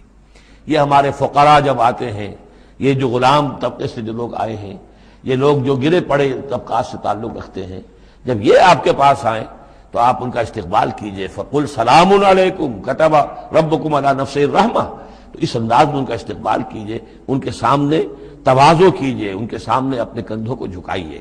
وَاخْفِضْ جَنَاحَكَ لِلْمُؤْمِنِينَ، یہی مضمون ایک مرتبہ پھر سورہ طٰہٰ کے اندر آئے گا۔ وَاخْفِضْ جَنَاحَكَ لِمَنِ اتَّبَعَكَ مِنَ الْمُؤْمِنِينَ، اہل ایمان یہ جو آپ کی پیروی کر رہے ہیں، آپ اپنے ذرا کندھے ان کے سامنے جھکا کر رکھیے۔ یا یہ حکم دیا گیا ہے اولاد کو والدین کے بارے میں، اگلی صورت میں آ جائے گا سورہ بنی اسرائیل میں، کہ ان کے لیے اپنے کندھوں کو، اپنے بازوؤں کو ذرا جھکا کر رکھا کرو، والدین کے سامنے تن کر نہ کھڑے ہو کہ کندھے جو ہیں اٹھے ہوئے ہیں، بلکہ کندھے ذرا دبا کر۔ وَاخْفِضْ جَنَاحَكَ لِلْمُؤْمِنِينَ وَقُلْ إِنِّي أَنَا النَّذِيرُ الْمُبِينُ، اور کہہ دیجئے کہ میں تو صرف خبردار کرنے والا ہوں، کھلا خبردار کرنے والا، میری اس کے سوا کوئی ذمہ داری نہیں ہے۔ کما انزلنا علی المقتسمین، جیسے کہ ہم نے نازل کیا ہے ان پر کہ جنہوں نے تقسیم کر لیا ہے، الذین جعلوا القرآن عضین، قرآن کو انہوں نے بوٹیاں بنا لیا ہے، اس کو توڑ کے ٹکڑے کر دیا ہے۔ اب اس کے اندر دو رائے ہیں، ایک تو یہ کہ اس قرآن سے مراد یہی قرآن ہے، اور مذاق اڑایا کرتے تھے لوگ، یہ جو بھی تھے ابو جہل اور اس کے ساتھی، بھائی فلاں صورت تو میری ہے، وہ تمہیں لے جاؤں گا، وہ فلاں صورت جو محمد کہتا ہے وہ تم لے جانا، وغیرہ وغیرہ، آپس میں وہ تقسیم کرتے تھے ہنسی مذاق میں۔ تو اس حوالے سے انہوں نے قرآن کو بوٹیاں بنا کر اپنے اندر تقسیم کرنا شروع کر دیا ہے۔ ایک رائے یہ ہے، مجھے وہ زیادہ قرین قیاس معلوم ہوتا ہے کہ قرآن کے لفظ کا اطلاق تورات پر بھی ہوا ہے، کہ یہ قرآن وہ ہے جو محمد پر نازل ہوا، ولا بالذی بین یدیہ، ایک اور جگہ ہم آگے چل کر دیکھیں گے، وہ قرآن جو اس سے پہلے تھا، اور وہ گویا کہ وہ تورات تھی، اللہ کی کتاب۔ تو جس طریقے سے تورات کے ٹکڑے ٹکڑے کر دیے تھے یہود نے، اور قراطیسا تجعلونہ قراطیسا تبدونہا وتخفون کثیرا، یہ ہم پڑھ چکے ہیں سورہ انعام کی آیت نمبر 91 میں۔ تو جیسے کہ ٹکڑے ٹکڑے کر کر اور کچھ حصہ ظاہر کیا، کچھ چھپایا، تو ان دونوں کی رائے ہے، وہ میں نے آپ کے سامنے پیش کر دی۔ فَوَرَبِّكَ لَنَسْأَلَنَّهُمْ أَجْمَعِينَ، تو تیرے رب کی قسم اے محمد صلی اللہ علیہ وسلم، ان سب کو ہم جمع کر کے رہیں گے۔ اما نسألنہم اجمعین، ہم ان سے پوچھ کر رہیں گے، یہ لفظ وہی آ گیا ہے، فَلَنَسْأَلَنَّ الَّذِينَ أُرْسِلَ إِلَيْهِمْ وَلَنَسْأَلَنَّ الْمُرْسَلِينَ، یہ جو سورہ اعراف کی آیت نمبر 6 تھی، ہم لازماً پوچھ کر رہیں گے ان سے بھی جن کی طرف رسولوں کو بھیجا گیا، اور ان سے بھی کہ جن کو رسول بنا کر بھیجا گیا۔ فَوَرَبِّكَ لَنَسْأَلَنَّهُمْ أَجْمَعِينَ، تو آپ کے رب کی قسم ہم ان سب سے پوچھ لیں گے، حساب کتاب لے لیں گے، یہ تھوڑے سے وقت کی بات ہے، آپ ذرا صبر کیجئے۔ اما کانوا یعملون، جو کچھ کہ یہ کر رہے تھے، فاصدع بما تؤمر، یہ ہے وہ آیت۔ اب ڈنکے کی چوٹ علی الاعلان کہیے جس چیز کا آپ کو حکم ہوا ہے۔ یہ جب حکم آیا حضور کو تو پھر آپ کوہ صفا پر کھڑے ہوئے، اور پھر آپ نے وہاں، اگرچہ ظاہر بات ہے کہ اس کا کوئی امکان نہیں تھا کہ آپ ننگے ہو جاتے، لیکن جو وہاں کا رواج تھا وہ یہ تھا کہ اگر کسی شخص کے پاس کوئی ایسی خبر آتی تھی کہ فلاں قبیلے کے لوگ جو ہیں آج رات ہمارے اوپر حملہ کریں گے، شب خون ماریں گے، اب کیسے لوگوں کو بتائیں؟ کوئی کمیونیکیشن ماس میڈیا تو ہے نہیں، کیسے خبر دیں، کیا کریں؟ تو وہ یہ کرتا تھا کہ وہ شخص کپڑے اتار کے معذرزاد برہنہ ہو کر کسی اونچی جگہ کھڑا ہو جاتا تھا، تاکہ ہر طرف سے لوگ دیکھ لیں کہ ایک ننگا آدمی کھڑا ہے۔ نذیر عمیان کہتے تھے اسے، ننگا خبردار کرنے والا۔ اب جہاں تک اس کی آواز جا رہی ہے، آواز لگاتا تھا وا صباحا، ہائے وہ صبح جو آنا چاہتی ہے، آیا چاہتی ہے، اس لیے کہ صبح کے وقت ہوتے تھے حملے، یہ جس کو آج کل آپ کہتے ہیں small hours of the morning, وہ بہت غفلت کا وقت ہوتا ہے آدمی کا، صبح رات کے 2-3 بجے جو ہے ٹھنڈی ٹھنڈی نیند آئی ہوتی ہے، اس وقت وہ آتے تھے، حملہ کرتے تھے، لوٹ مار کرتے تھے، قتل کرتے تھے اور بھاگ جاتے تھے۔ تو وا صباح، ہائے وہ صبح جو آیا چاہتی ہے۔ تو اب لوگ دوڑتے تھے کہ بھئی کہاں کی خبر آئی ہے، کون ہے، کون سا قبیلہ ہے، کس کے بارے میں اطلاع ہے، اطلاع صحیح ہے غلط ہے، تو یہ ان کا رواج تھا۔ تو حضور نے یہ کیا، صرف ایک چیز اس میں سے نکال دی، ننگے ہونے کا سوال نہیں تھا معاذ اللہ، لیکن آپ بھی کھڑے ہو گئے کوہ صفا پر، وا صباحا کا نعرہ لگایا۔ اب لوگ آئے، دوڑے، کوئی خبر دی ہے، محمد دینا چاہتے ہیں، کوئی بات ہے، بڑی اہم کوئی بات ہے۔ وہاں آپ نے پھر اپنی دعوت پیش کی، تو اسی مجمع میں پھر ابو لہب نے کہا تھا تبا لک لہذا جمعتنا، تمہارے لیے ہلاکت ہو، ہمیں اس کام کے لیے جمع کیا تھا، ہم اپنے بڑے بڑے اہم کاموں میں لگے ہوئے تھے۔ وہ مہاجن تھا، کہیں مہاجنی سود اپنا لین دین کا حساب کر رہا ہوگا بیٹھا ہوا، میں وہ سب چھوڑ کر آیا ہوں کہ کوئی خاص اہم بات تم نے بتانی ہے، لیکن تم نے یہ کیا کیا؟ تو یہ ہے وہ واقعہ، اور اس سے معلوم ہو جاتا ہے کہ یہ سورہ مبارکہ جو ہے اسی دور کی، ابتدائی دور کی ہے۔ فاصدع بما تؤمر واعرض عن المشرکین، تو اب ڈنکے کی چوٹ کہیے اب جو کہ آپ کو حکم دیا گیا ہے، اور ان مشرکوں سے اعراض کیجئے، پرواہ نہ کیجئے ان کی۔ انا کفیناک المستہزئین، یہ جو استہزاء کرنے والے ہیں، تمسخر اڑانے والے ہیں، ہم آپ کی طرف سے ان کے لیے کافی ہوئے رہیں گے، ان کی کوئی مخالفت آپ کا کچھ بال بیکا نہیں کر سکے گی۔ الذین یجعلون مع اللہ الہا آخر، جو اللہ کے ساتھ ساتھ اور بھی الہ گھڑے بیٹھے ہوئے ہیں، فسوف یعلمون، تو عنقریب انہیں معلوم ہو جائے گا کہ اصل حقیقت کیا ہے اور وہ کس طرح کی گمراہیوں میں پڑے ہوئے تھے۔ اب وہ آیت آ گئی جس کا کئی مرتبہ میں حوالہ دے چکا ہوں، اور سورہ انعام میں خاص طور پر وَلَقَدْ نَعْلَمُ، اے نبی ہمیں خوب معلوم ہے، أَنَّكَ يَضِيقُ صَدْرُكَ بِمَا يَقُولُونَ، کہ جو کچھ یہ لوگ کہہ رہے ہیں اس سے آپ کا سینہ بھجتا ہے۔ کسی نے پاگل کہہ دیا، کسی نے مجنون کہہ دیا، آسیب کا سایہ آ گیا، کوئی ہمدردی کے انداز میں آ کے کہتا ہے۔ عتبہ ابن ربیعہ ایک دفعہ آیا کیونکہ وہ بزرگ تھا، خاندان کا معمر آدمی تھا. بھتیجے میرے بڑے تعلقات ہیں عاملوں سے بھی، کاہنوں سے بھی، واقعی اگر کوئی تم پر کوئی سایہ ہو گیا ہے، کوئی بری روح کوئی آ گئی ہے تو مجھے بتا دو، میں بلا کے لے آؤں گا، علاج کرا دوں گا تمہارا. اب کوئی کچھ کہہ رہا ہے، کوئی کچھ کہہ رہا ہے. کسی نے کہا شاعر ہے، کسی نے کہا کہ ایک انہوں نے غلام پکڑ کے رکھا ہوا ہے، عجمی غلام، اسے کمرے میں بند کیا ہوا اپنے گھر کے اندر، اور وہ عالم ہے بہت بڑا جو پورے پچھلی کتابوں کا جاننے والا، اس سے ڈکٹیشن لیتے ہیں اور پھر آ کر ہم پر دھونس جماتے ہیں کہ یہ اب وہی آئی ہے. تو یہ ساری باتیں سنتے تھے حضور صلی اللہ علیہ وسلم تو آپ کو تکلیف پہنچتی تھی، کوفت ہوتی تھی. وَلَقَدْ نَعْلَمُ، اے نبی یہ نہ سمجھیے کہ ہمیں اندازہ نہیں ہے کہ آپ کو کوفت ہو رہی ہے، آپ کو تکلیف ہو رہی ہے، آپ کا سینہ بھینچتا ہے. وَلَقَدْ نَعْلَمُ أَنَّكَ يَضِيقُ صَدْرُكَ بِمَا يَقُولُونَ، کہ جو کچھ یہ لوگ کہہ رہے ہیں اس سے آپ کا سینہ بھینچتا ہے. فَسَبِّحْ بِحَمْدِ رَبِّكَ، بس اپنے رب کے حمد میں اور تسبیح میں لگے رہیے. تسبیح کیجئے اپنے رب کی حمد کے ساتھ، اسی سے آپ کے دل کو سکون ہوگا، اطمینان ہوگا. اسی سے یہ کہ آپ کے لیے استقامت اور صبر کے راستے جو ہیں وہ کھلتے چلے جائیں گے. وَقُم مِّنَ السَّاجِدِينَ، اور سجدہ کرنے والوں میں ہو جائیے. آپ سجدہ کیجئے، تسبیح کیجئے، حمد کیجئے، اپنے رب کے ساتھ تعلق مع اللہ ہے کہ جو ان تمام سختیوں کو آپ کے لیے آسان کر دے گا. جتنا اللہ سے اپنے اس قلبی اور ذہنی رشتے کو مضبوط سے مضبوط تر بنائیں گے، اتنی ہی یہ تمام چیزیں جو ہیں آپ پر ہلکی ہوتی چلی جائیں گی. وَاعْبُدْ رَبَّكَ حَتَّىٰ يَأْتِيَكَ الْيَقِينُ، اور اپنے رب کی بندگی میں، پرستش میں لگے رہیے یہاں تک کہ وہ یقینی بات آ جائے. اور وہ یقینی بات کیا ہے؟ جو یقینی شے ہے، شدنی ہے، موت.